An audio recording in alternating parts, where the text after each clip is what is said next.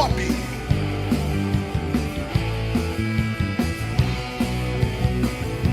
Resenha Pop. Sei que um dia chegaremos aonde se quer chegar. Sei que um dia chegar.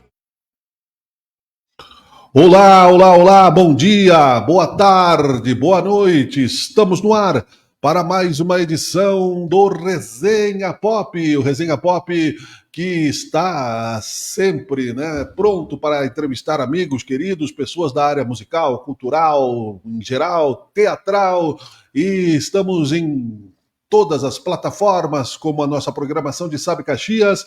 Muito obrigado a você que tem nos acompanhado, que tem curtido e que está também colecionando a nossa enciclopédia digital, musical, cultural, não somente de Caxias do Sul, da Serra Gaúcha, mas de músicos de todo o Brasil, que nós vamos trazendo aqui para a nossa coleção de entrevistas. Estamos ao vivo na página do Resenha Pop, mas também você vai encontrar na nossa pós-audiência no Facebook de Sabe Caxias, páginas colaboradoras no Instagram, no YouTube, no LinkedIn. Muito obrigado. Eu sou Miguel Brambila, é um prazer estar em sua companhia. Hoje é dia de Resenha Pop.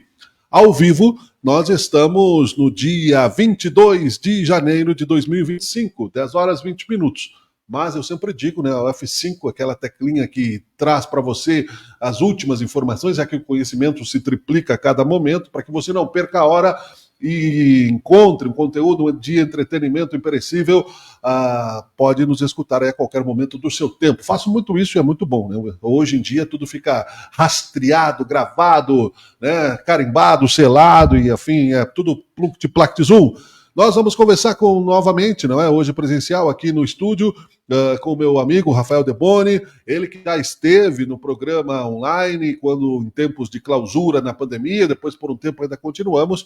Hoje ele está aqui nos visitando no 5º andar do Polo de Caxias do Sul, da Unicesumar, em São Pelegrino, centro, na fronteira do bairro, quase esquina Coronel Flores, onde os estúdios de Sabe Caxias ficam sediados, trazendo para você este conteúdo. Rafael Deboni é instrumentista, compositor com mais de 30 anos de carreira e trabalha também na produção musical e executiva de projetos culturais e como compositor de trilhas sonoras para séries e documentários. Atualmente, além da pesquisa e apresentação da websérie Causos e Gaitas, que conta com mais de 700 mil visualizações, participa do duo de viola e acordeon Deboni e Rens, Choros de Balcão, Quarteto Libertango, Rapjador e Deboni Quarteto, além de participações com diversos artistas, como instrumentistas, compositor, produtor e arranjador musical e diretor artístico.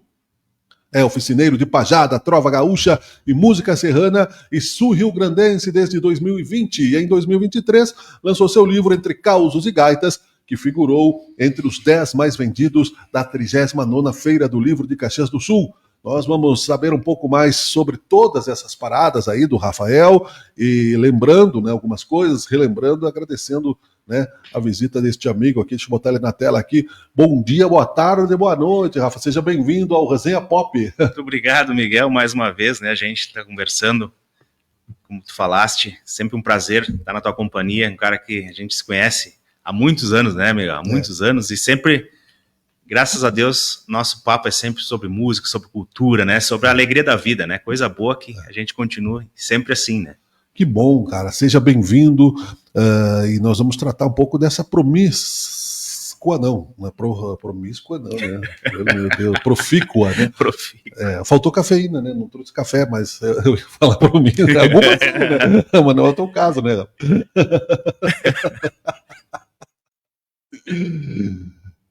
Conta um pouco dessa história aí. 30 anos, não são poucos momentos, mas tu fez uma transição de carreira dentro da música, Eu conto...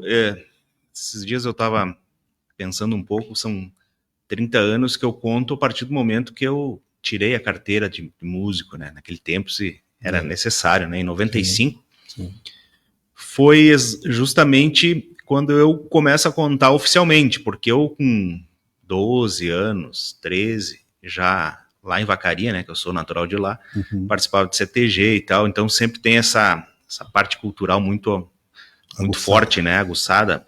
E eu comecei a fazer pequenos showzinhos em rodeios e tal, e Logo a gente se juntou com uma gurizada lá, começou a tocar até alguns bailezinhos ali, então com 13 anos, 14, então se for contar, essa carreira já vem se consolidando, né? Porque naquela época a gente acabava não tratando isso como uma profissão, imagina, uma gurizada, né? Para nós era uma diversão, nem cachê não se ganhava. Ou se ganhava, não me pagaram, Miguel. Se tinha cachê, não me pagaram. É o que faria um office boy, né? De primeira linha. Mas, né? Enfim, daí toda essa efervescência da adolescência aí, depois vem a parte que a gente vai estudar, né? Tem que fazer alguma coisa da vida, né? Porque, como diz a máxima aquela, viver só de música... Infelizmente. Nem vamos entrar nesse aspecto, que eu também concordo que é bem complexo, Miguel, né? Essa vida musical, a partir daquele pensamento que geralmente o jovem tem, que ele vai estourar, ele vai ir para grandes palcos, ele vai ter multidões aos seus pés, né? E a gente sabe que isso é uma ínfima minoria que consegue, né, esse estrelato, e que, como antes da entrevista a gente estava falando do querido Niederauer, né? Programa da semana passada. Que a música, ela, assim como ela aguça muitos sentidos dentro da pessoa mesmo, a gente vai aprendendo com o tempo que aquele sonho de viver só do palco é um pouco ilusão. E nem vou entrar na seara do é estrela, é sorte, é não sei o quê. Eu acho que tem tudo isso misturado com muito talento e merecimento, enfim. Então daí a gente começou a se espalhar a gurizada lá, né? E eu vim para Caxias daí porque eu queria continuar estudando música, acordeon com Oscar dos Reis aqui em Caxias e tal. E vim para cá e dei um tempinho da música, assim, pensando nela como profissão. Entre 93 e 95, assim. Aí que começa, então, aquelas conjunções do universo, né? Que fazendo o direito diurno, que é do considerado gurizada nova, uma piazada que faz de manhã, né? Claro. Porque tem condição de fazer. Tem condições, tal, graças a Deus, naquela época a gente tinha um pouco de condição, né? Meu pai se esforçava e tal. Mas eis que numa dessas aulas estava lá o nosso saudoso amigo comum, Chiruzinho, né? Eu já contei essa história várias vezes, mas ele é um ponto de partida para tudo isso que tu leu aí no meu currículo. Perfeito. Que a gente se encontrou numa matéria da faculdade e ele já me convidou para ir na casa dele, eu contei que eu tocava, assim, e a gente se encontrou, na época ele estava precisando de um músico, e eu comecei a tocar e tudo aquilo que eu achava que eu sabia, eu acabei descobrindo com ele que não era bem assim, né? Porque ele tocava, as pessoas vão lembrar, quem conheceu ele, que ele tocava uma música missioneira, né? Que é uma música que não é daqui, então ela tem toda uma particularidade no jeito de tocar, nas composições e tal. Resumindo a história, ele me passou as dicas, me passou os músicos que eu deveria ouvir, né? Naquela época ainda se conseguia raramente um CD, no máximo era uma fita, né? Bastante fita cassete, ele gravava para mim. Sim. E desses shows com ele, acabei começando a aparecer nos locais, né? Casas de shows mesmo. E eu percebi... Isso 90 tocando instrumento. Acordeon, e depois teve outra conjunção do universo, na Festa da Uva de 96, a banda se formou com o Chiruzinho, ele chamou nada mais, nada menos que o falecido João Vicente, do União de Nós, acordeonista, e o Yamandu Costa, para fazer shows com ele, e ele não quis me deixar de fora, e eu sempre fui apaixonado por contrabaixo. Aí tu foi pra... Ele disse, tu toca contrabaixo? Não tem problema, toca contrabaixo. Toco até panela, né? Se for... As pessoas perguntam assim pra mim, mas tu toca contrabaixo, tu toca acordeon, tu toca vários estilos musicais, o que tu mais gosta de tocar? Eu gosto de tocar. Perfeito. Seja o que for. Eu gosto de tocar, Miguel. Tu é cantor também, não? Cara, eu me arrisco um pouquinho, não me coloco como cantor. Gosto de fazer segunda voz, eu gosto de fazer bastante. Mas não é uma coisa que eu me sinta seguro ainda. Eu ainda não quebrei aquela velha barreira de de dizer, não, vou cantar do meu jeito e, enfim, né? Porque esse eu acho que é o grande lance, né, do cantor, né? Ele não ficar ouvindo muito a sua voz, não ficar... A gente tem muito filtro. Tem muitos estilos. Muito filtro, né? Estilos, E daí, eu gosto de tocar, então, assim, ó, se for um casamento, se for um show, se for um... Eu gosto de estar tocando, estar no palco, né? Mas, daí, com esse conhecimento que isso, na época, nem se tinha as redes sociais ainda, estava muito longe, até o celular estava um pouco longe. Sim. Foi mesmo assim, de ver, vai num show, vai no Paiol, por exemplo, que era um lugar, daí comecei a conhecer outros músicos, né? Sim. E tocando, e aí, cara, começa, é um movimento. E fazendo a faculdade ao mesmo tempo. Aí que tá. De 95, quando eu estava fazendo a faculdade, certo de que eu ia ser um profissional do direito, não sabia bem a área, se ia ser advogado, se ia fazer algum concurso, alguma coisa. Sim. Mas eu estava estudando bastante. E essa coisa da música vir de novo à tona me balançou muito, sabe? Me balançou muito porque desde que eu comecei a tocar ali, alguma coisa mudou em mim, Miguel, no sentido de que a música, o que eu faço hoje, a música, ela é exclusivamente uma parte minha. Sim. Tudo que eu fiz, tudo que eu produzi, tudo aquilo que eu venho fazendo durante esses 30 anos é uma coisa que parte de mim. Então, existe aí uma espécie de um sentimento de que essa parte da música é o que é a minha essência. Sim. Se eu fosse trabalhar com alguém ou outra profissão, talvez eu estivesse fazendo alguma coisa, daí tu depende de um terceiro ou de alguma coisa para dar certo, né? Assim como a música também, mas na música pelo menos eu sinto assim que cada tijolinho que eu construí na minha profissão é exclusivamente por aquilo que eu plantei, né? Porque eu tive apoio, eu não posso dizer que eu não tive apoio dos pais.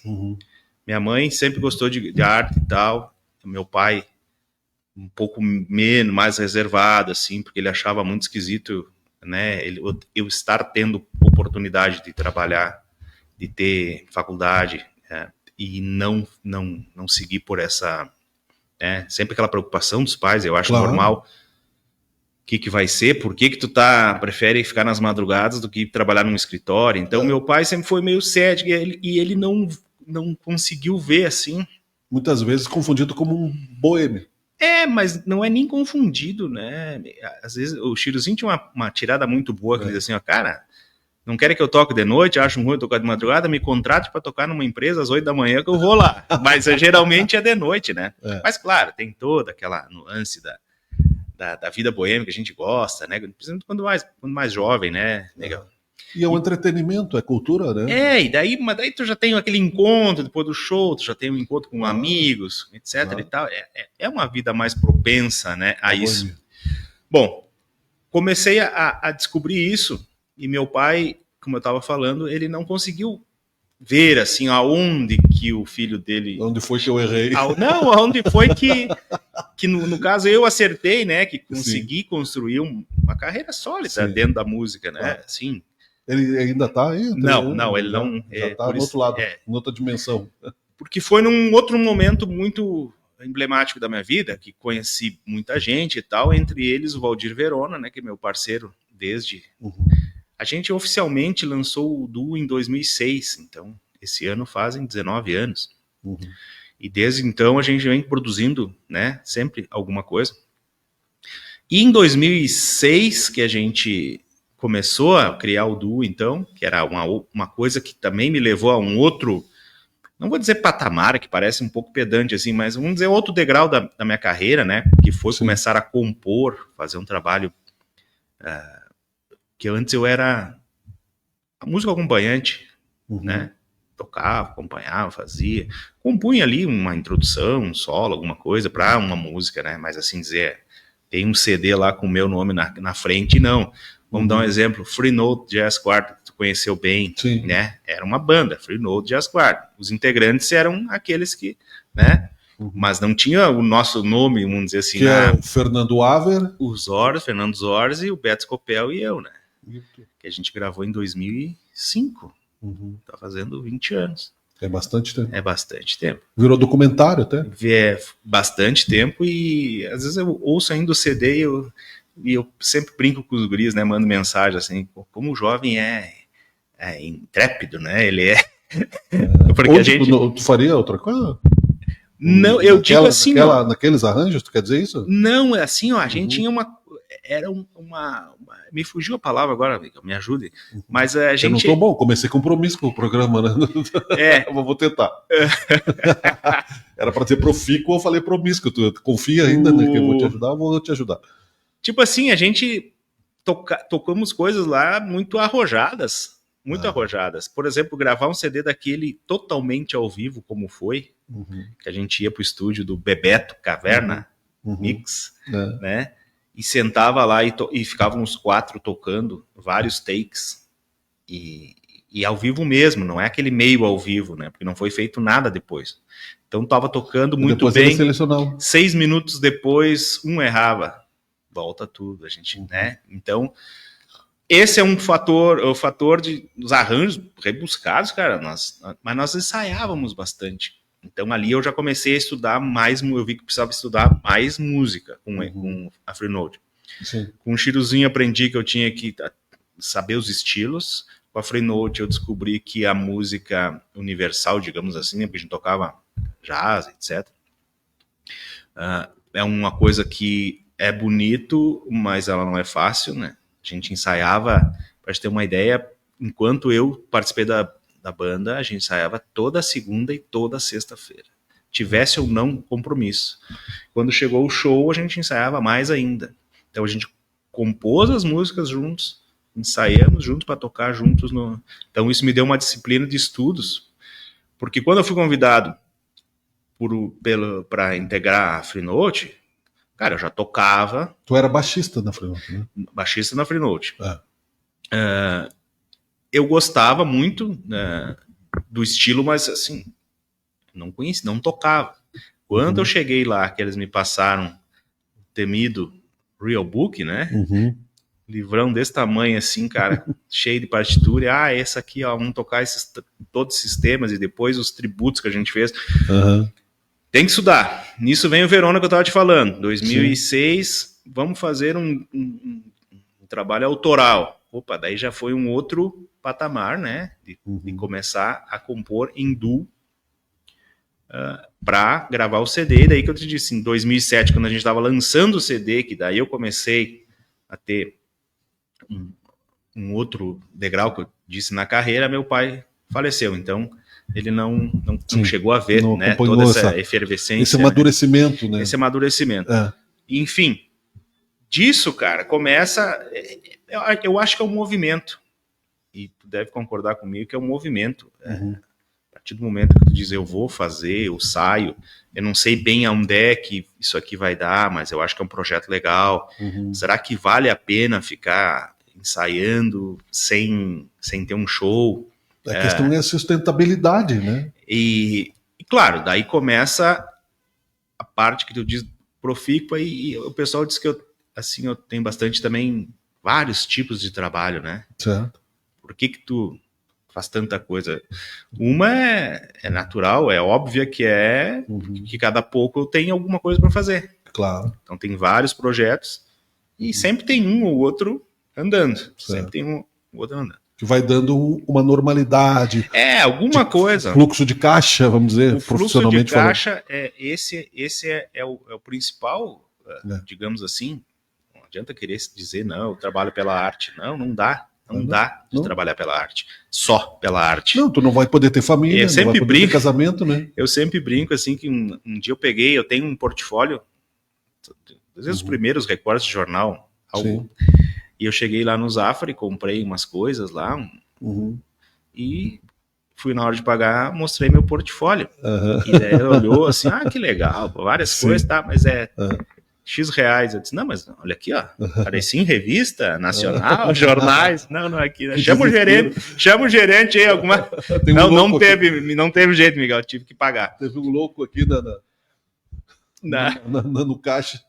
Então a gente começa, mas é um movimento. Uma característica que eu sempre digo que eu tenho e que às vezes eu passo trabalho com ela é nunca dizer não.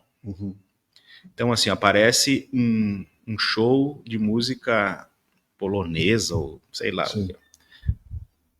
Claro, ou eu não tenho condições isso aqui, de cara já digo, não, isso aqui não é para mim. Claro. Mas é difícil, eu pego e depois eu vou ver a bronca que eu peguei.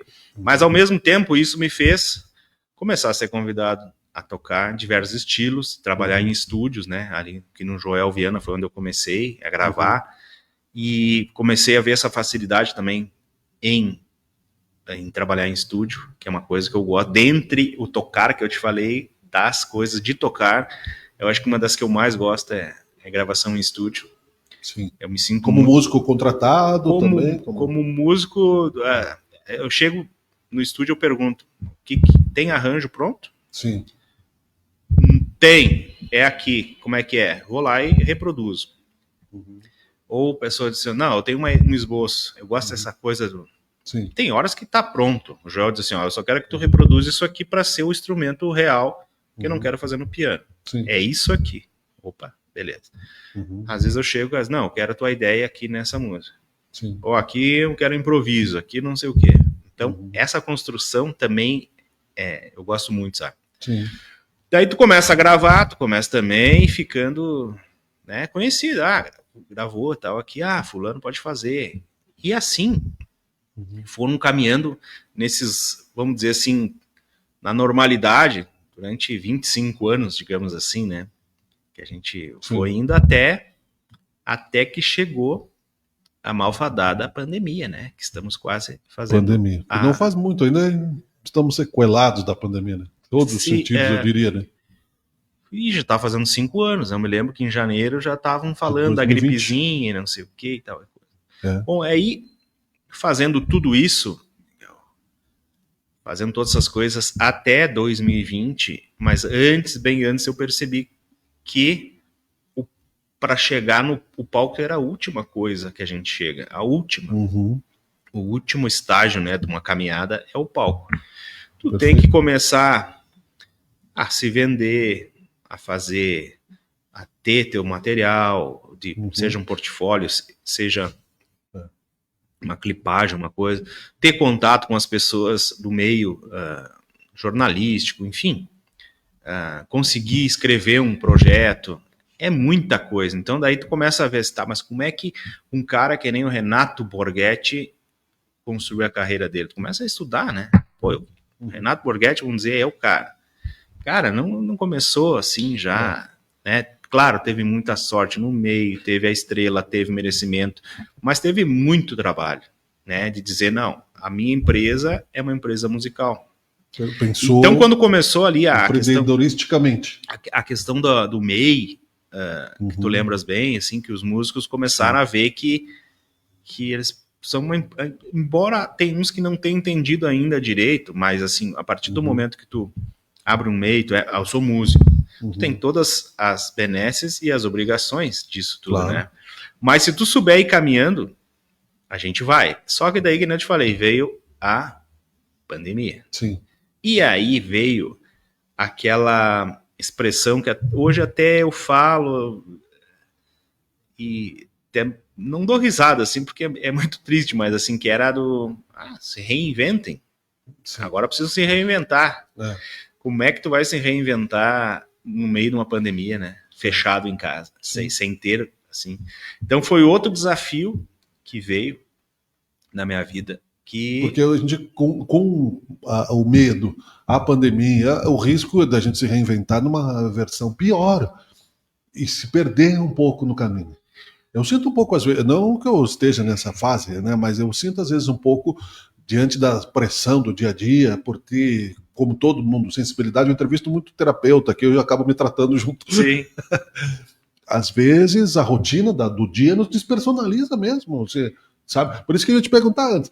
Foi em 93 a 95 que tu disse, não, você é advogado. Como é que tu se sentiu? Fiz uma pausa aqui, voltei um pouquinho. Como é que tu se sentiu sabe, eu parei de tocar, agora eu vou ser advogado. Não te deu um pânico? Puxa, sabe? Porque assim, eu faço jornalismo, eu faço outras coisas, mas se eu disser, olha, não vou mais cantar, me mudei recentemente para uma casa que não tinha como eu ensaiar. Eu estava me sentindo mal, eu dizia para minha esposa, eu não sou mais eu escrevo, ok, mas eu não sou eu, não estou sendo eu, sabe? Estava me sentindo mal mesmo, me perdendo. O que eu vou te dizer é o seguinte, como tu deu essa brecha holística. Cuidado aí com essa parada aí. Eu vou te dizer qual foi o gatilho que me fez entender isso. Porque eu comecei a faculdade com 17, eu vinha daqueles showzinhos amadores em CTG, rodei, toquei bailezinho, fui para Barretos, lá na Festa do Peão, tocar lá, para governador do estado, mas aquilo é tudo uma brincadeira. Sim. Quando eu decido fazer faculdade, direito, que me colocam assim na cabeça de que não, tu precisa fazer alguma coisa, porque músico não dá, porque músico não sei o quê, porque isso, porque aquilo, que eu decido fazer direito, eu era um guri que, cara, comecei com 17 anos a faculdade de direito. Assim, é muito jovem. Eu já vejo pelos meus guris, meu Deus do céu, 17 anos começar numa faculdade de direito que é tão, né, formal assim, digamos. É problemática, né? Porque direito é só problema, né? Mas assim, cara, eu me lembro assim, cara, tu entra meio achando que é o segundo grau ainda, e daí tu não entende que tu tá aprendendo uma coisa lá no primeiro semestre que tu vai usar o resto da tua vida, então tu tem que levar a sério aquele direito civil, que seja, né? Sim, sim. Porque, cara, tu já tá vivendo a vida, né? A vida ali, né? Principalmente depois a profissional. Bom, eu não tinha sacado ainda essa história de dom, ou de vontade, ou de sentimento pela música. Gostava. Então, nesse período que eu resolvi estudar, instrumento pro lado, cabeça nos livros. Até 95. Nem encostou no instrumento. Tocava, continuei estudando um pouco de acordeon, mas assim, tocava sozinho, né? Aquelas pecinhas, as coisas meio solito. Então, onde é que despertou? E isso é uma coisa que eu sempre falo também, tá no meu livro, depois nós vamos falar do livro, claro.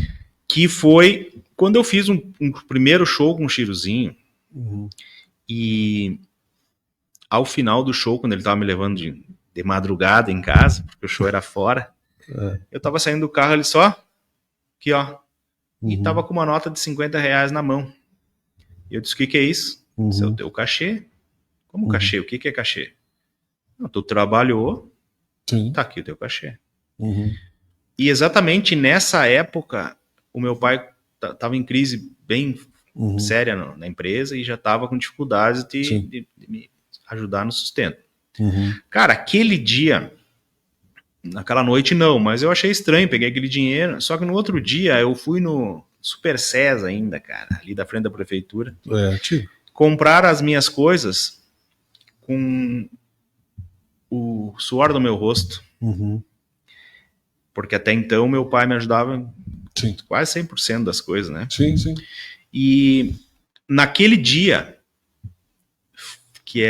vou te dizer que é no segundo semestre de 95, que realmente eu senti assim, não, eu tenho alguma coisa. E eu senti na hora, eu falo às vezes que é uma voz, eu não sei o que é, mas uma coisa que disse assim pra mim, cara, eu te dei um dom, tu nunca vai passar muito perrengue, claro, um perrenguezinho sempre existe, mas assim, eu te dei um dom para te se manter na vida, cara, para te, se fizer bom uso desse dom, tu vai sempre ter esse dinheirinho para te vir aqui comprar as coisas. Então, naquele momento, foi um misto assim parece que de vida adulta, do guri que era sustentado pelo pai e foi lá pelo seu talento, o seu dom, ou seja, o que for, a ganhar o sustento e dizer assim, bom, eu agora virei um homem e comecei a pagar minhas contas sozinhos com uma coisa que eu faço, que ninguém me dá. É uma troca por um... Então, eu acho que esse foi o pulo do gato, Miguel.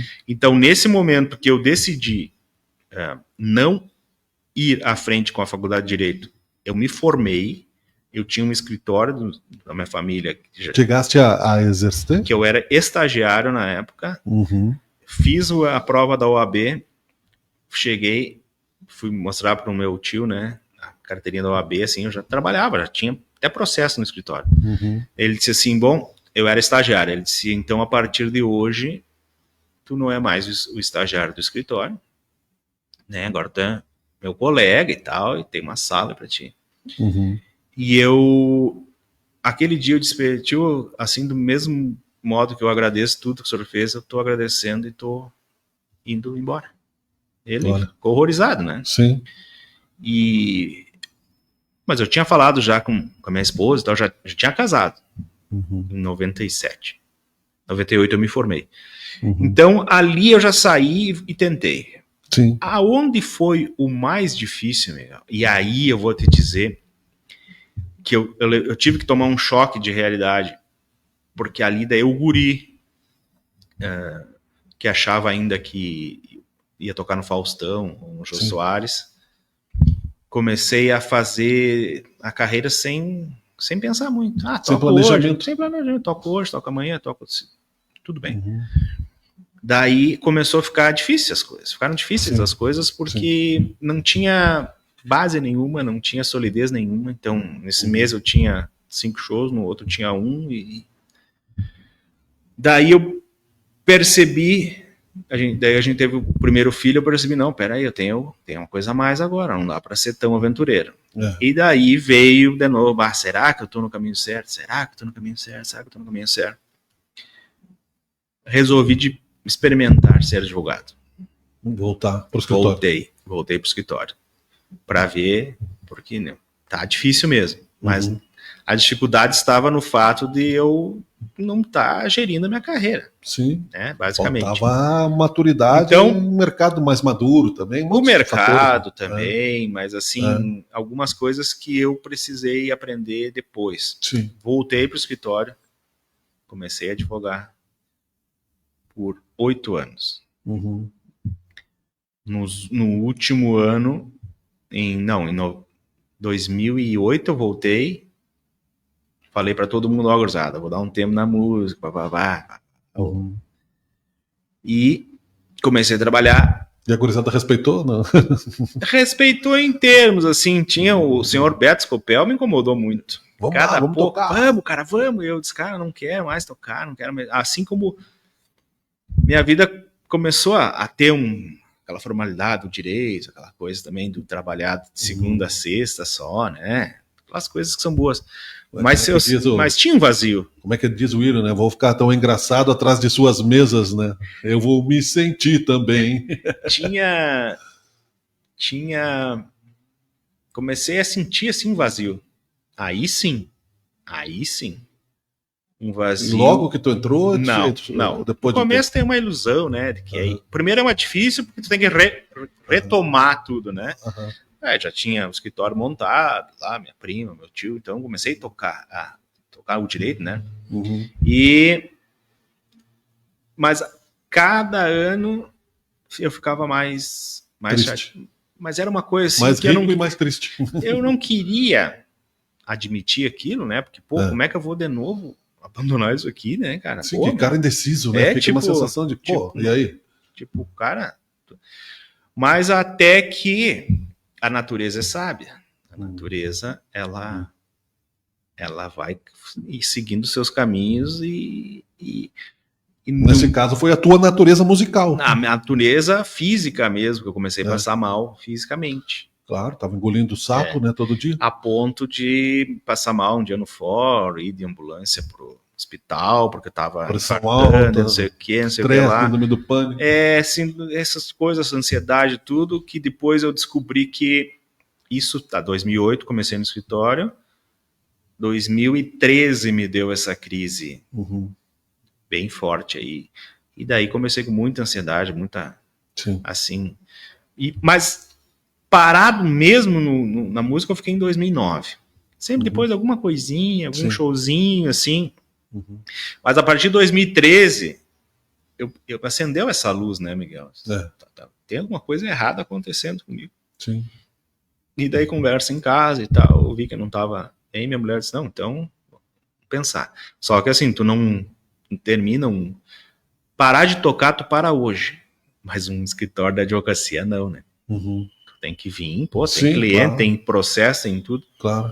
Então, de 2013 a 2016 foi o meu desligamento. Sim. Foi bem, até porque eu precisava igualar os ganhos, né? Sim. Fazer uma Já transição de carreira. fazer transição. Aí que eu fui atrás de cursos, Uhum. fui atrás de mentoria, fui atrás de que nem eu falei do Borghetti, como é que o Borghetti fez? Qual é a parada? Daí tu Sim. vai lá ler a biografia do cara, ou do Yamandu Costa, ou de quem for. Claro. Como é que aconteceu com esses caras para? E daí tu vê que o palco é a última coisa mesmo, né? Tu tem que fazer um projeto, tem que escrever, tu tem que gerir tua carreira. Que bom que tem uns que conseguem ter alguém para gerir a carreira, né? Mas é uma sorte tremenda ter uma pessoa que faça isso por ti, né? Então, mas vou te dizer, os grandes fazem eles por si só. Né? Mas sempre não importa o tamanho da grandeza, não quer dizer que seja famoso. As pessoas grandes que são como você, por exemplo, né? Que se estabeleceu como músico e confiantemente, né? Mas e daí então eu fiz essa transição de 2013 a 2016, saí. Só que daí de 2013 a 2016 eu comecei a abrir todas as portas de novo para música, né? Então eu falei lá no escritório, a princípio que eu ia dar mais ênfase à música, nunca disse que eu ia sair, né? Mas depois começou demais. Eu chegava no escritório com instrumentos, às vezes estava no ensaio, eu estava em alguma coisa, daí o cliente... descaracterizar. O cliente, às vezes eu estava chegando um pouquinho antes da reunião, mas daí o cliente me via chegando com um instrumento que eu não deixava no carro, né? Chegava do ensaio de gravata, chamava o colega da Vênia, colega... Eu tenho... Os guris me mandam, assim, que eu saía do... tem uma gravação às 6 da tarde, eu saía do escritório direto de camisa social, de gravata, só tirava gravata e tal. Deu para perceber, levava o portfólio no caixa do mercado. Tipo umas coisas assim, cara. E eu comecei a me sentir mal também com aquilo, porque o cliente começa a te olhar, tá? E daí começa as redes sociais, né? Pô, mas esse cara é meu advogado e tá aqui tocando, sei lá. No começo até eles achavam engraçado, assim, nunca ninguém me disse nada. É coisa minha, assim, mas eu percebia que fica um pouco chato, sabe? Daí tu chegar numa audiência, na época tinha o Dr. Clóvis, que era juiz aqui da terceira vara, e eu fui fazer uma audiência, e ele músico também, meu amigo e tal, e dali a pouco nós, no meio da audiência, ou depois da audiência, na verdade, né? E aí, tá tocando? Como é que tá? Saca? Sim. Fica umas coisas, Daí em 2016 eu resolvi dar esse pulo de novo, e daí de 17 em diante comecei a trabalhar com produção executiva, que tá ali no meu portfólio, não é por nada, mas daí eu comecei a trabalhar nos festivais como prestador de serviço, seja na área jurídica ou contábil, ou de organização de algumas coisas, né? Tu aproveitou o conhecimento. Não, sempre, todo dia, né? Então, daí comecei a trabalhar, nunca fiquei sem... Mas daí comecei a ver também que o dinheiro às vezes não estava no palco, né? Tava justamente numa produção, fazer uma... Comecei a trabalhar bem 17, 18, 19. Tudo certo, agora tô bem.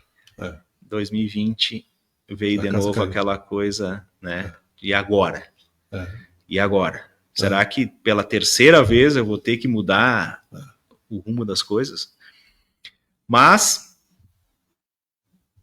eu tenho uma outra característica, assim, às vezes eu dou uma esperada, assim, tipo, tu me dá uma notícia, eu dou uma esperada, assim. Não, vamos ver o que vai acontecer. Tu sabe que eu fiquei sabendo que isso é uma característica positiva do empreendedor, dar uma procrastinada, esperar o cenário mudar, como tu jogar uma isca, esperar passar uma onda, ver não demais, né? Eu sempre digo assim, eu brinco com meus amigos, né? Tá, e daí, aquele negócio lá, cara, vamos deixar o planeta dar mais uma voltinha, ou mais 3 voltas, mais. Vamos deixar o planeta dar umas voltas, que nessas viradas aí pode ser que ele viaja quanto? 27 mil quilômetros por hora, parece que é, né? Mais ou menos, não sei. É um horror. Cara, uma hora dessa, quem sabe ele dá uma mexida e não precisa dar resposta agora. Claro. Mas assim, o pavor de todo mundo foi naquela época, né? Todo mundo foi um pavor, né? Sim. E eis que daí, também eu esperando pelo... Não, calma, vamos ver.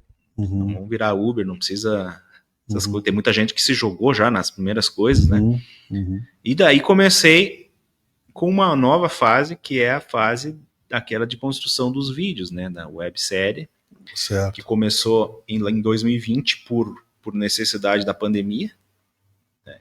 se reinventar, porque apareceu os editais e tal, e na época que tu falaste ali que teve que aprender tudo, eu também. Então, tipo, era gravado num celular, tu editava mais ou menos o som, né? Meio tosco, nunca tinha feito isso, mas precisava. Então tu começa a ver. Depois as coisas começaram a abrandar um pouco, teve editais emergenciais, teve, né? Para começar, então, a websérie, formalmente, né, do Caos e Gaitas, que me levou, então, para outro tipo de trabalho, né? Uma pausa para isso. A gente já vai falar sobre a webséries, vamos falar do livro, mas vamos fazer um rápido intervalo aqui para a gente respirar um segundo, chamar também aqui o Mercado de Ideias, que está conosco no Resenha Pop, conversando a história do músico que é um cidadão aqui da nossa região e também, né, é colega, amigo, e que serve para muita gente também, né, porque quando se conta uma história, como ele disse, eu fui buscar lá no Borghettini um pouco da história, uma vida se espelha na outra, e é assim que a sociedade funciona, né, Rafa? Instante só, Resenha Pop, nós já voltamos, fica aí. A livraria Mercado de Ideias está de volta ao centro da cidade. Completando 30 anos no mercado, sob a especializada curadoria da livreira Maria Helena Lacava, a livraria Mercado de Ideias está fisicamente, novamente, na Via do Pátio, Avenida Júlio de Castilhos, 1624, atrás do Laboratório Alfa. Os livros estão mais vivos do que nunca. Pesquisas especializadas apontam para a revitalização do mercado do livro em papel. Sentir o cheiro, o peso, o prazer colecionável de um bom livro é algo de valor inestimável e que ultrapassa as barreiras. Nem a leitura digital, nem a inteligência artificial substituirão a magia do livro. Venha bater um papo e conhecer a boa e velha livraria Mercado de Ideias. De volta fisicamente à Via do Pátio, Avenida Júlio de Castilhos, 1624, atrás do Laboratório Alfa. Encontre ótimos livros, sugestões e variedades e converse com uma curadoria experiente. O livro é sempre um bom presente em qualquer ocasião. A cultura é sempre elegante. Livraria Mercado de Ideias. Ideias que você compartilha de verdade, porque os livros são eternos.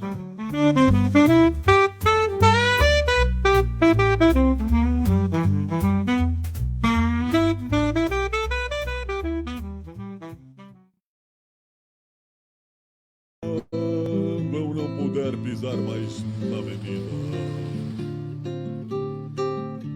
quando as minhas pernas não puderem aguentar.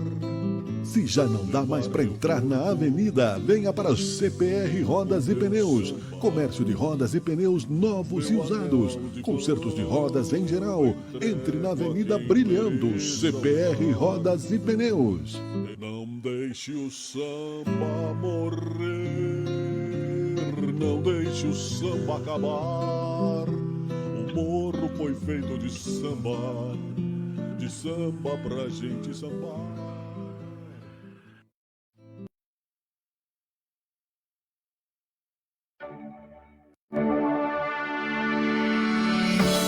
Covers de grandes hits mundiais, músicas que ganharam visibilidade com as coreografias na internet, reality shows que já deram voz a muitos talentos. A indústria fonográfica sempre foi um mercado mundialmente promissor, mas nos últimos anos tem ganhado ainda mais força com a popularização de programas musicais e dos famosos aplicativos de streaming, que engajam e movimentam usuários ao redor do mundo. Esse é um cenário cheio de possibilidades, que pede profissionais apaixonados e qualificados. Você pode ser um deles, com o curso de design musical da EAD Unicesumar, a primeira graduação focada em desenvolvimento musical do Brasil.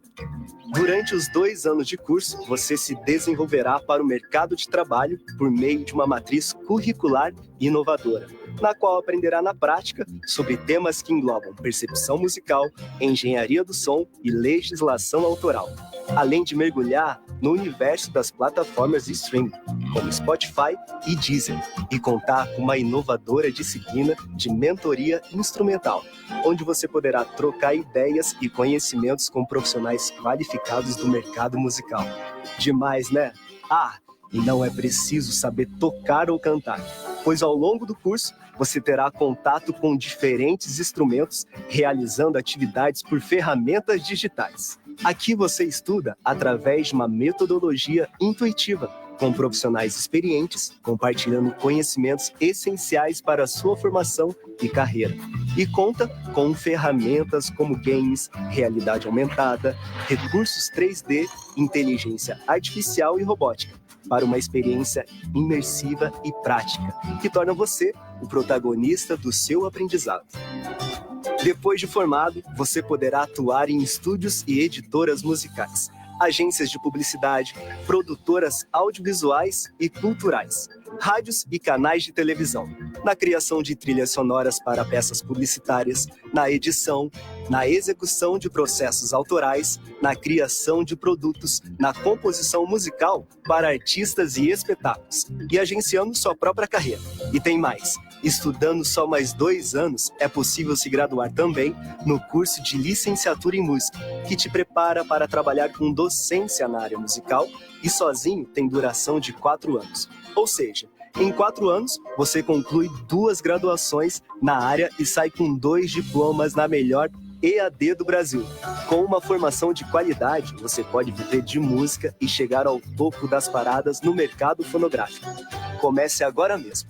Estude design musical na EAD Unicesumar. Dar seu corpo é mais que comer, é uma experiência. Por isso, no Bangu você encontra o carinho de quem cozinha como se fosse para a sua família. Conheça o Bangu Pub e Restaurante, uma experiência especial. Sabor Bangu, cozinhando com carinho.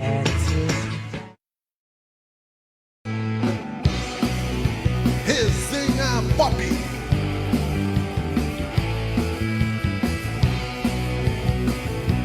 Resenha Pop. Sei que um dia chegaremos aonde se quer chegar. Sei que um dia chegar. Estamos de volta com o Resenha Pop. Você viu aí que a Unicesumar tem um curso em nível superior de design musical, de produtor, 2 cursos, né? Você consegue em 4 anos 2 faculdades na área da música. E exatamente o que nós estamos falando aqui sobre gestão de carreira com esse amigo aqui. No nosso intervalo também continuamos o papo, né? Rafael Deboni, que você vai saber um pouco mais da sua história também como produtor cultural a partir desse momento aqui e também deixando aí na área da cultura a sua parte escrita. Dona Marisa Brambila, minha mãe, né, que não pode faltar, nossa ouvinte, né, em todos os programas, no Resenha Pop, no Teoria de Tudo, sabe muito bem o que passa a mãe de um cantor, de um músico, né? E quase na mesma história, assim, né? Eu quis ser músico quando tinha perspectiva que eu fosse médico, né? Até hoje não sou médico, nem posso ver sangue, né?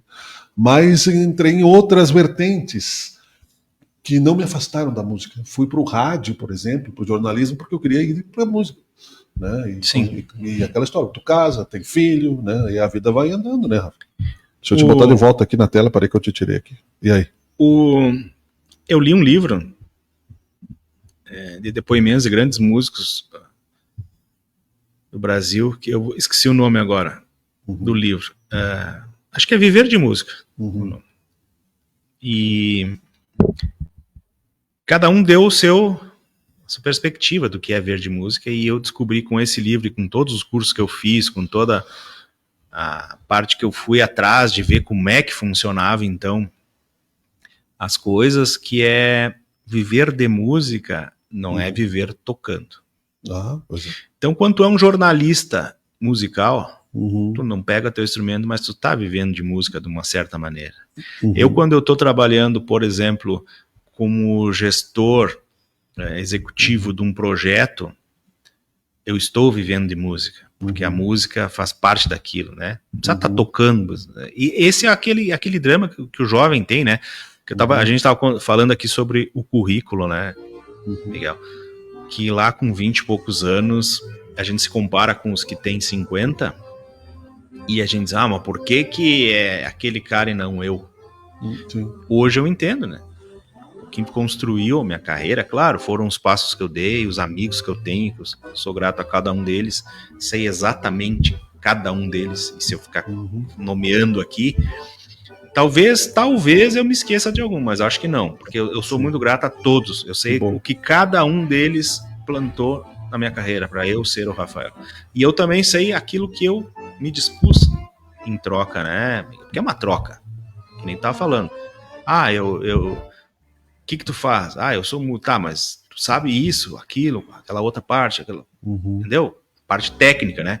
Mas Uhum. a parte que eu descobri do viver de música, então, é esse, que a gente tem que, para chegar, às vezes tu tem que construir um show para ti, eles não Sim. vão te ligar, não tem que esperar o telefone tocar, isso não existe, né? Uhum. Daí tu vai descobrindo. Com essa parte da produção executiva de projetos, Uhum. aquela coisa assim, ó,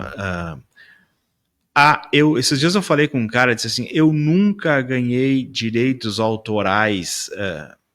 Daí eu perguntei para ele, tá, mas tu é associado a alguma sociedade de compositores? Não. É. Eu disse, então, cara, tu nunca vai receber. E provavelmente tu já perdeu dinheiro porque a cada 5 anos prescreve os direitos Uhum. autorais. Uhum. Se tu tinha, tu perdeu porque tu não foi atrás. Uhum. O ECAD não vai te ligar. Sim. Então, outra coisa, existe um preconceito de algumas pessoas. Uhum. E aqui, ó, Miguel, não tô criticando, não tô falando. É uma constatação. Constatação de um cara que daqui uns dias tá fazendo 49 anos. Uhum. As pessoas criticam os mecanismos de fomento, né, de Sim. cultura, seja Sim, sim. estadual, federal, municipal. Uhum. Ah, os caras vivem dias porque não sei o que, não sei o que, sei lá. Às vezes, o cara diz, eu nunca ganho nada, porque é sempre os mesmos. Mas é sempre os mesmos que vão atrás. É.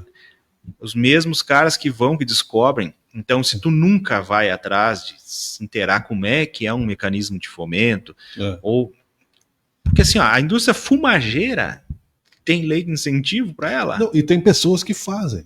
Muita gente pensa, eu, por exemplo, eu até aprenderia, mas eu não gosto de fazer projeto. Mas tem quem faça. Tem profissionais só para isso. Tem pessoas que fazem para mim quando eu tenho projeto. Sim, sim. Entendeu? Então, assim, ó, a indústria fumageira tem incentivo, a indústria automobilística tem incentivo, o agro nem se fala. Uhum. Por que quando é para a cultura existe esse preconceito? Né?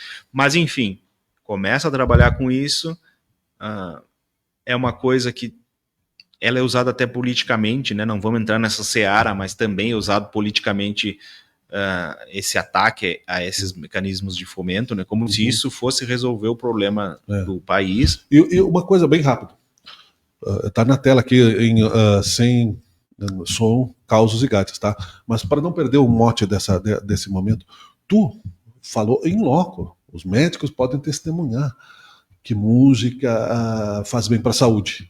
A pandemia provou, não só porque tu é músico, mas que as pressões da sociedade, que as pessoas que têm problemas precisam de válvulas de escape e transformar a arte, né? As músicas da Segunda Guerra que tinha, por exemplo, no Casa de Papel lá, né? E outras tantas, né? América, cada uma na sua cultura. Ter preconceito com a música, achar que a música não é uma profissão da alma. A coisa mais dolorosa que eu ouvi na pandemia, Miguel, foi amigos queridos, que eu tenho, graças a Deus, muitos, assim, postavam. Eu preciso de médico, eu preciso de enfermeira, eu preciso de gari, eu preciso de... Mas nunca precisei de artista.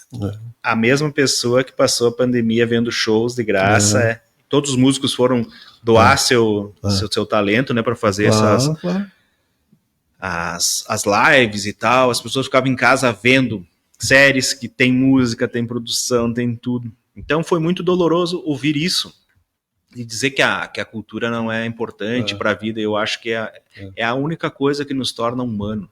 Aí eu vou falar em cultura como um todo, não vou nem falar só em música, mas em literatura, cinema, enfim, a arte, como ela tem a única missão de não se transformar num robô, naquele cara que sai de casa, vai trabalhar e volta, né? Então a arte humaniza. Então agora, a arte humaniza, não nos transformar em robôs como sociedade e não transformar, em contrário disso, né, com a inteligência artificial, transformar a arte em robôs. Né? Sim. é um outro problema que a gente vai enfrentar muito seriamente, né? Mas eu ainda, naquela história de deixar o mundo dar aquela giradinha, assim, esperar, assim como eu acreditei que a nossa carreira não ia terminar na pandemia, embora assim, ó, é um otimista, eu gosto disso. Eu ficava cuidando, assim, o movimento das coisas. Claro, por um momento parecia que aqueles shows com pessoas parece que não iam mais existir, né? Porque foram anos e anos ali sem ter contato físico. Nós fizemos entrevista mesmo, tu falaste, era tudo por uma tela. Sim. Então, hoje, quando eu ainda tô num show, cara, 5 anos depois, eu olho aquele povaréu, assim, reunido, assim, pô, né? Mas, onde é que eu vi? Onde eu deixei a Terra dar a sua girada a 27 mil quilômetros por hora, parece que é. Que... Eu vou confirmar a informação aqui, já que tu... Confirme, Porque assim, ó, cara, onde é que eu percebi que a coisa não ia ser assim? Quando começaram os bailões clandestinos. Tu quer que eu confirme da Terra plana ou da Terra redonda mesmo? Mas existe outra alternativa que não seja a Terra plana? Não, a Terra plana os caras não mediram ainda, né? De repente. Considerando o ponto do Equador, 6.400 quilômetros, o período aproximado de rotação, blá, blá, blá. Não é isso aqui, mas eu te interrompi. Eu não sei se eu vou achar. Mas tem velocidade de rotação da Terra, tu vai achar. Enfim, onde é que eu vi que a coisa não ia ser assim? Quando os bailões clandestinos começaram a acontecer, Miguel. Que as pessoas não conseguiam ficar em casa. A velocidade de translação da Terra é de 107.218 km por hora. A velocidade da Terra que gira em torno do seu próprio eixo, chamada de rotação, é de cerca de 1.675 km por hora. Ou seja, tu é músico, não está nem perto de 27 mil.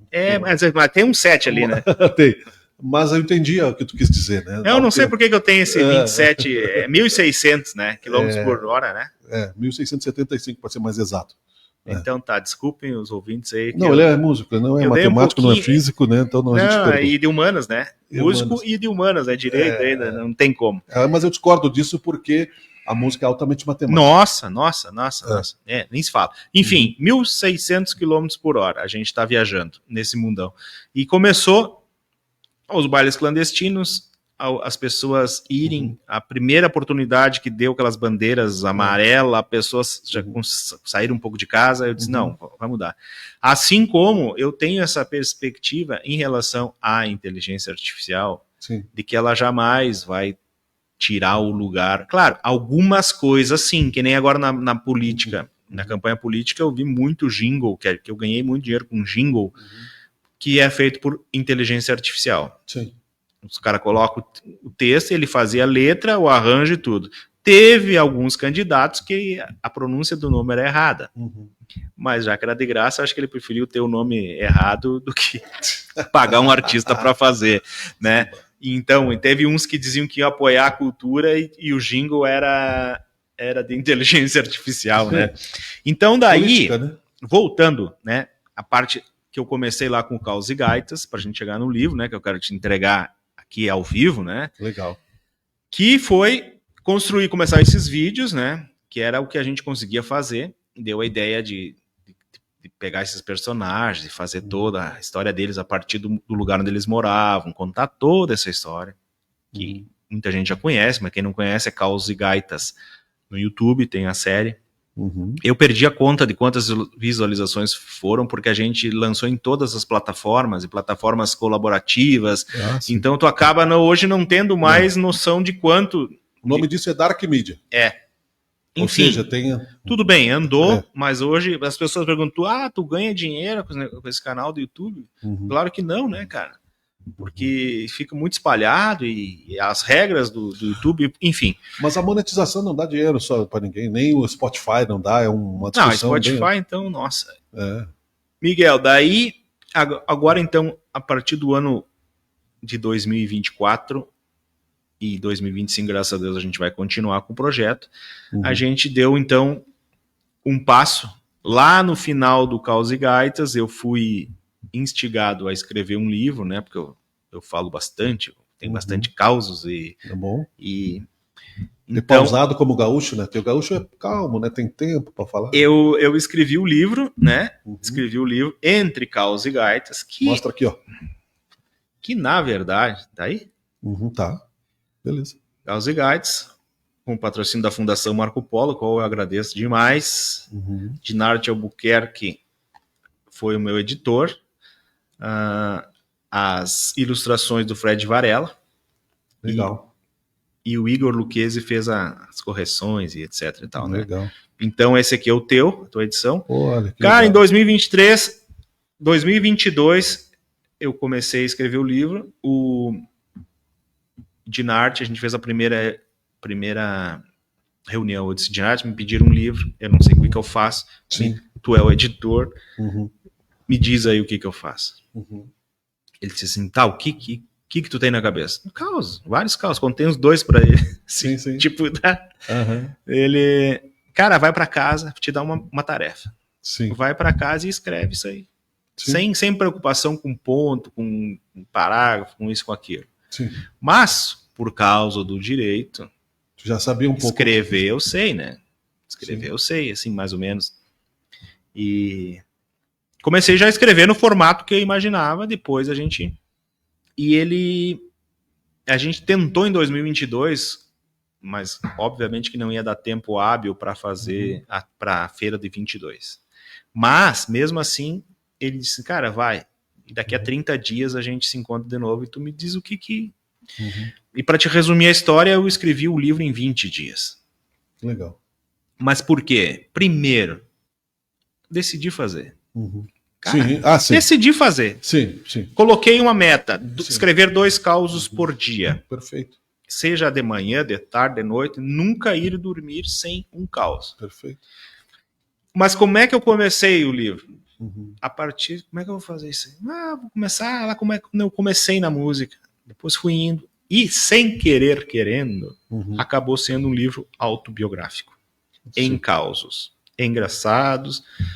Dramáticos, A maioria deles, alguns dramáticos, assim, teve algumas coisas da pandemia ali que eu... Tá à disposição aonde? Tá comigo direto, né? No teu Linktree ali, eu já coloquei na tela, o isso, pessoal que chegar pode Linktree, voltar. o Deboni Rafa nas redes aí, ficou um prazer de me encontrar ou mandar pelo correio, enfim, para quem. Sim, sim. E tem no Arco da Velha, tem o livro. Tá bom. Então, mas comigo, né, já... Tá na mão. Quem quiser fazer tua mão é mais barato, uma dedicatória e tal. Enfim. Os parceiros não podem ouvir isso, mas eu digo, na minha mão é mais barato. E outra coisa, daí o que eu pensei? Como tem muito caso que ele era retratado, tem algum vídeo, alguma coisa, Miguel? Tem lá um... Então eu falo aqui, eu conto um caso que aconteceu com fulano. Eu coloquei o QR Code para a pessoa acessar direto. Então, eu contei um caso, por exemplo, sobre a música Hospitaleira Vacaria, que Vai pro YouTube. Exatamente. Pega ou a Milonga para as Missões, que é a mais famosa milonga aí, de um caso que aconteceu comigo lá nos Estados Unidos. Daí tá aqui, daí vai o link para a pessoa conhecer, porque pensar que nem todo mundo conhece tudo, né? Sim. Eu botava a música lá, a pessoa vai lá. Eu falava do Verona, tem o Caos e Gaita do Verona. É um multimídia, né? Aliás, e hoje... bom, nós temos muitos assuntos, né? Mas nós vamos limitar aqui, Rafa, porque eu sei que também que eu não gosto que os meus convidados sejam multados, né? Não, mas eu botei ali, se for por isso eu tenho tempo. Mas assim, claro, nós temos o teu tempo também, né? Sim. Miguel. O tempo de Instagram nós já ultrapassamos, então nós podemos concluir com calma, não temos pressa. Vamos falar a questão do livro. Daí eu tava te falando... Só pra citar, o livro não vai morrer, os livros são eternos. Isso. É o meu slogan aqui da Mercado de Ideias, inclusive, que voltou para o centro da cidade. Eu preciso ir lá. Minha conterrânea. Maria Helena Lacava, uma querida. Minha conterrânea, vacariana. Né? Sim. Até eu não sei se ela tem... Na feira ela tinha o livro, não sei se ela tem. Se então, não tiver, eu vou lá. Que é o exemplo de multimídia. De ter a ferramenta, que eu acho que talvez valha para algumas pessoas que estão lançando música em multimídia. Cartões com encartes, com QR Code... para você fazer o Bluetooth, por exemplo, no rádio do carro, né?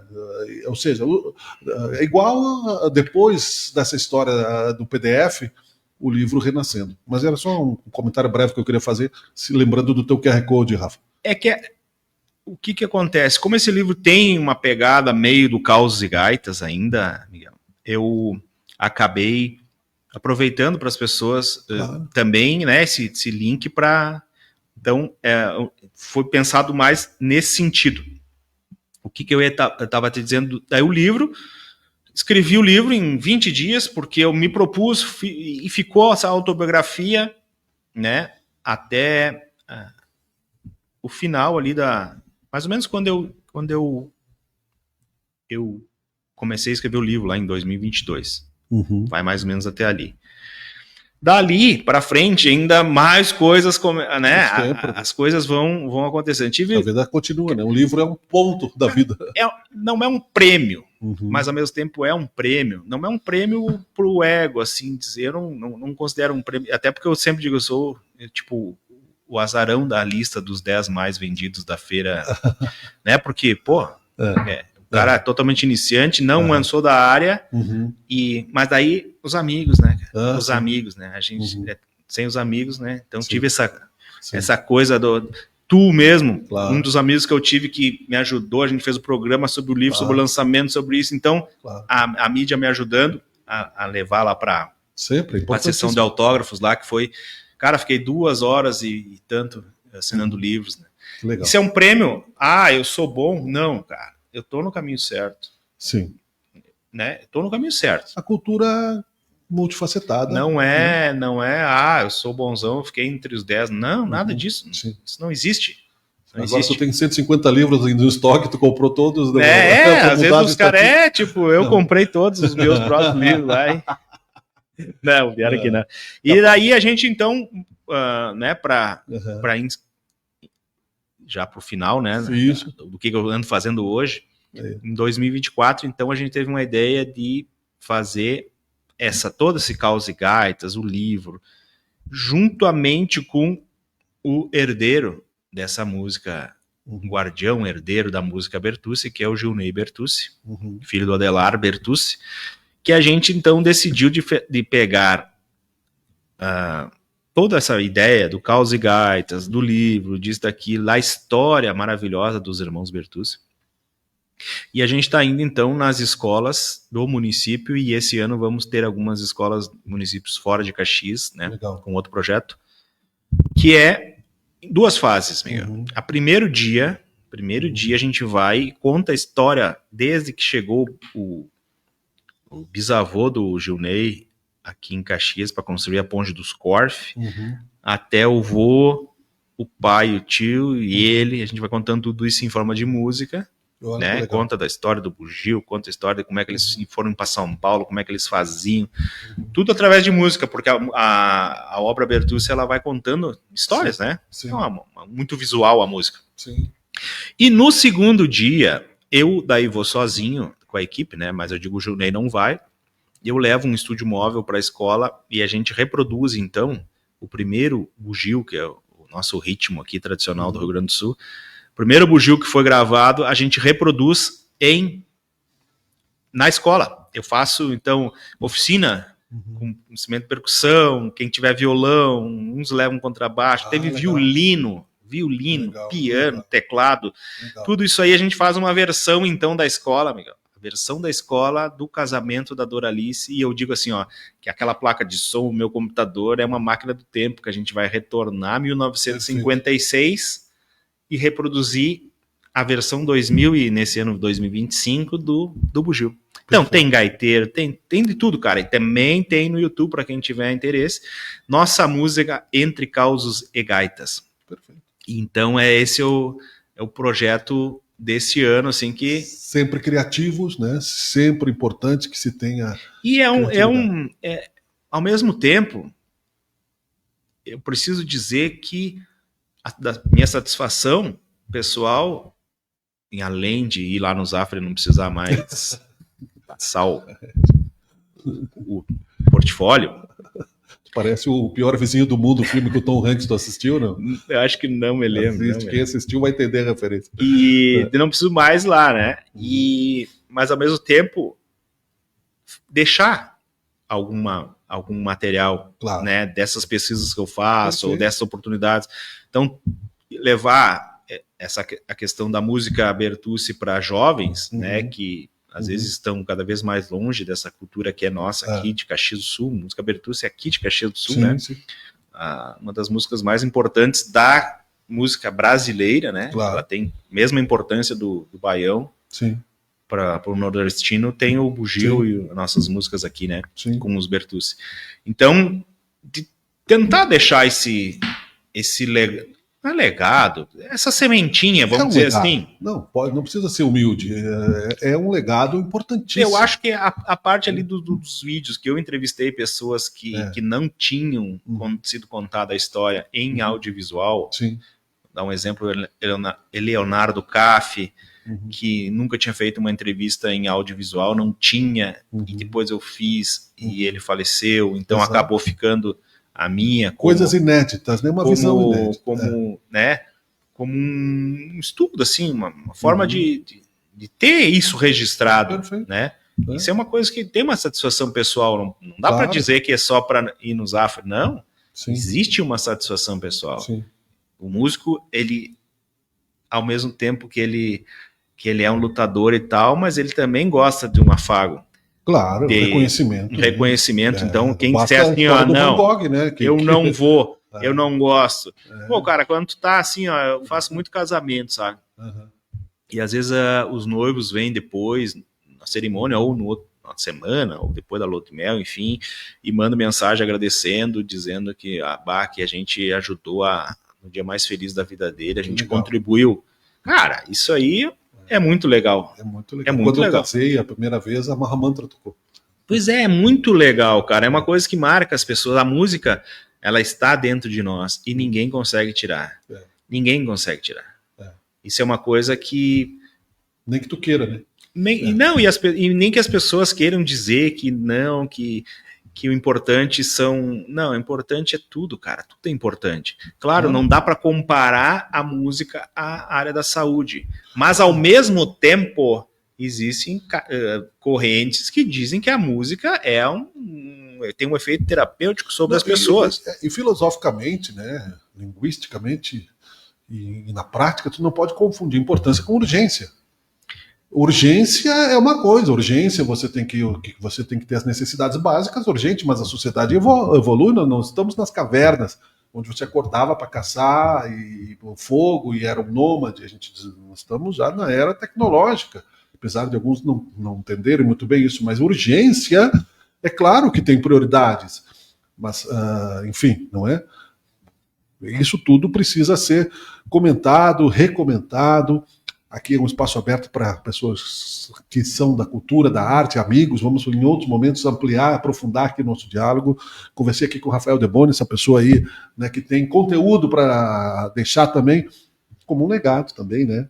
Que daqui a 50 anos, quando a gente partir dessa para melhor, daí a gente vende para Netflix, né? Deixa um legado pelo menos para os filhos, né? Por enquanto, ele está jogado na rede, temos uma bela pós-audiência também, graças a você que está conosco. O Resenha Pop agradece, Rafa. Mas eu que agradeço, cara. Cada vez que tu me convida, eu sempre, né, fico feliz, porque a gente tem um papo fluido, né? Legal. E meio promíscuo. Não, é profícuo. É profícuo. E cara, que a gente, né, se cruza aí, né, nessas palcos da vida e coisa há muitos anos, e eu te admiro muito e te agradeço demais pelo o espaço que tu me concede aí. Nós estamos em 2 câmeras. Vamos fazer uma coisa que eu sempre quis fazer e não conseguia. Me alcança o teu livro aqui, por favor. Olha, pessoal, tu podia estar na China. Me passa ele aqui na minha mão. Olha aqui, ó. Já pensou se for o dia que chegar a isso, né? Porque nós estamos divididos em 2 quadros aqui, né? Sim. Eu brincava com o copo d'água, né? Que tá o livro do Rafa, Entre Causos e Gaitas, Rafael Deboni, ilustrado por Fred Varela. Muito obrigado. Valeu, até a próxima, irmãozinho. Até a próxima, valeu. Resenha Pop fica por aqui, mas tem mais por aí. Estamos só começando o ano 2025. Um abraço, até o próximo. Tchau, tchau.